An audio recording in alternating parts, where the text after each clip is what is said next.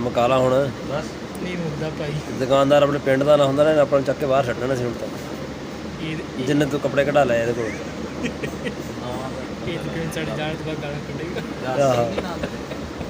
ਆਹ ਬਾਹਰ ਲਿਖ ਕੇ ਲਾ ਦੇ ਪਿੰਡ ਵਾਲੇ ਵੀ ਇਸ ਦੁਕਾਨ ਤੇ ਨਾ ਆਇਆ ਕਰਨ। अस्सलाम वालेकुम की हाल चाल है ਤੁਹਾਡਾ उम्मीद करदा सारा ठीक ठाक होगा। अल्लाह ताला दे फजल ते करम दे नाल शुरू करदे हैं अज दा व्लॉग। अज है आखिरी दिन मतलब गल दा कल नूं ईद आ ते ईद तो एक दिन पहले अज ना साडे नूं दुगना काम करना पैना सिर्फ कल दा एक दिन लंघाउण वास्ते। ਉਹਦੇ वास्ते साडे अज की रूटीन होएगी साडे नाल जुड़े रहो तुहानूं सारा कुछ दिखावांगे। एक तो मेरी कल दा जदों मैं रब्बे वापस आया ना तबीयत होई भी खराब गला खराब होया ते हुण मैं दवाई खा के आया वां। उधरों काम दुगना वां उधरों तबीयत खराब हो गई है। जे तुसीं साडे चैनल ते नवें आए साडे चैनल सबसक्राइब करियो ते बैल आइकन जरूर प्रेस करियो तां जो साडे आने वाली वीडियो तुहाडे कोल पहुंचदी रहे। ते वीडियो नूं लाइक ते कमेंट करके दस्सिओ तुहानूं साडा व्लॉग किदां दा लग्गिया।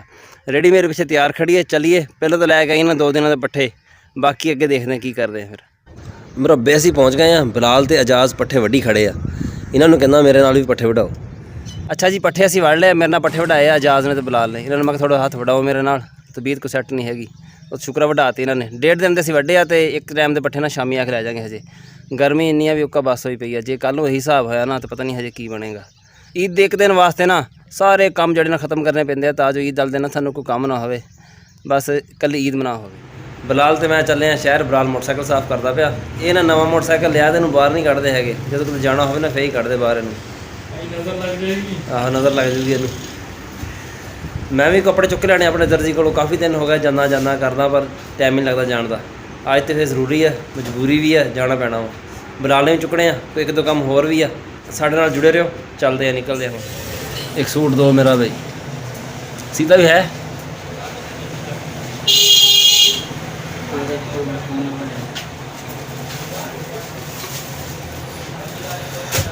कितने पैसे मोबाइल का ग्लास लवाना वा तो कवर पवाना वा ये भी ईद हो जाऊगी।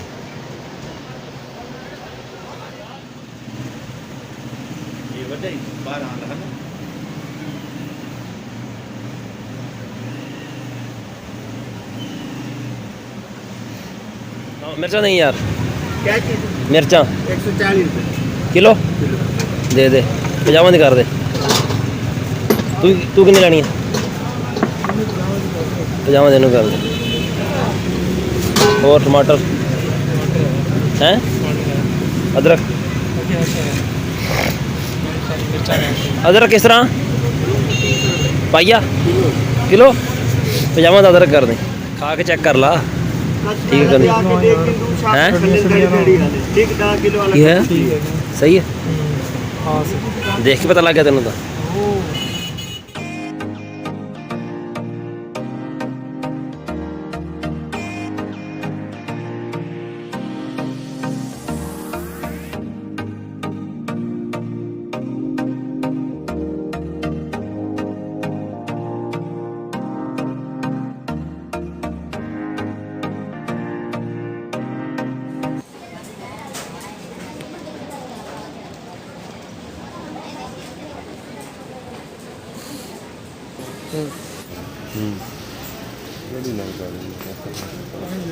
सानू इत्थे लगदे 2 शहर। एक शहर च दिते हुए सी कपड़े मैं सीण वास्ते एक च दिते हुए बिलाल ने।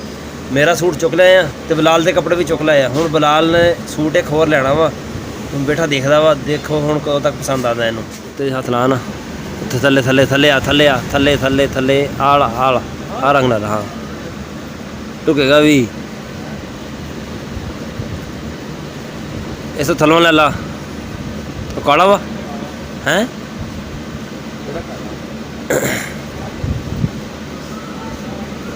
ये काला नीला हैं हाँ नीला वा।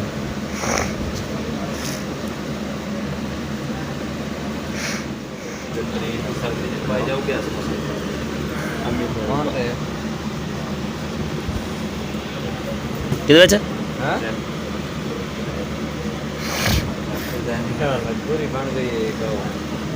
यार ये कपड़ा गर्म बहुत होना इदा का ये ना ले। दूसरी ने हैगा 1200 हाँ मैं तो बगैर आ केड़ी है ਆ ਮੈਂ ਤੋਂ ਬਗੈਰ ਚੈੱਕ ਕਰ ਬਾਈ ਤੇ ਚਿੱਟਾ ਰੰਗ ਹੀ ਲੈਣਾ ਸੀ ਤੇ ਘੰਟਾ ਕਿਉਂ ਉੱਥੇ ਖਵਾਇਆ ਕਿਉਂ ਫੇ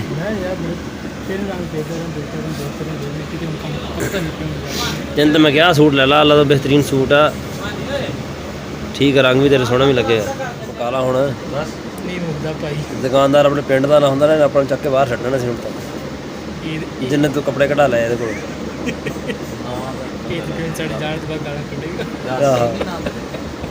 ਆਹ ਬਾਹਰ ਲਿਖ ਕੇ ਲਾ ਦੇ ਪਿੰਡ ਵਾਲੇ ਵੀ ਇਸ ਦੁਕਾਨ ਤੇ ਨਾ ਆਇਆ ਕਰੋ ਸੂਟ ਤੇ ਬਲਾਲ ਨੂੰ ਹਜੇ ਤੱਕ ਕੋਈ ਨਹੀਂ ਪਸੰਦ ਆਇਆ ਪਰ ਦੁਕਾਨਦਾਰ ਨੇ ਜੂਸ ਮੰਗਾ ਲਿਆ ਵਾ ਹੁਣ ਜੂਸ ਪੀਓ ਤੇ ਫਿਰ ਦੇਖਦੇ ਆ ਕੀ ਕੋਣ ਠੰਡੇ ਦਿਮਾਗ ਨਾਲ ਸੋਚ ਕੇ ਦੱਸੋ ਹਾਂ ਤੇ ਜੂਸ ਪੀਓ ਨਾ ਫਿਰ ਦੱਸੋ ਠੰਡੇ ਦਿਮਾਗ ਨਾਲ ਸੋਚ ਕੇ